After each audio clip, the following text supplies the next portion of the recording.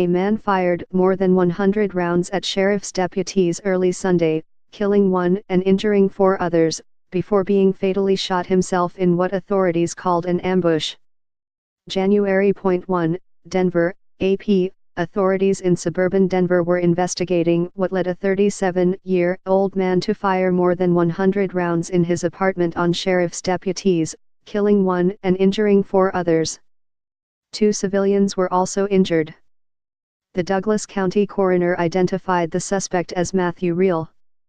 A YouTube user named Matthew Reel posted a YouTube video December 13, saying he wanted to replace Douglas County Sheriff Tony Spurlock and railing against the sheriff and other officers in profane, highly personal terms. The incident began around 5:15 a.m. at Copper Canyon Apartments, a landscaped apartment complex in Highland Ranch, 16 miles, 28 kilometers, south of Denver. Authorities had left the home barely an hour earlier in response to a complaint of a verbal disturbance involving two men, the sheriff's office said. One of the men told them the suspect was acting bizarre and might be having a mental breakdown, but the deputies found no evidence of a crime. When deputies were called back, a man who had left came by to give them a key and granted permission to enter the home, leaving again before shots were fired.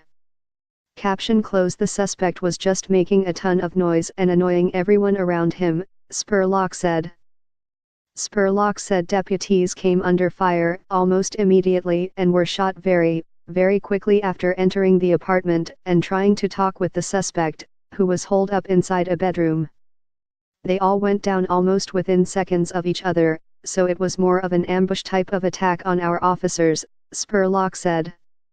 He knew we were coming and we obviously let him know that we were there. The wounded deputies tried to pull the fallen officer, Zachary Parrish, out of the line of further gunfire but were unable to because of their own injuries and only managed to crawl to safety, Spurlock said. 4 officers, including Parrish, were shot from a bedroom around 6 a.m., forcing the retreat. A SWAT team entered the apartment at about 7:30 a.m. in an exchange of gunfire that left the gunman dead and another officer injured. Vera Cover, who lives in a building about 50 yards away from the shooting, was woken up by a phone call from her fiancé, Steve Silknitter, who warned her about what was happening and urged her to stay inside. Soon afterward she said she heard about 15 to 20 very loud shots fired over about 30 seconds or a minute.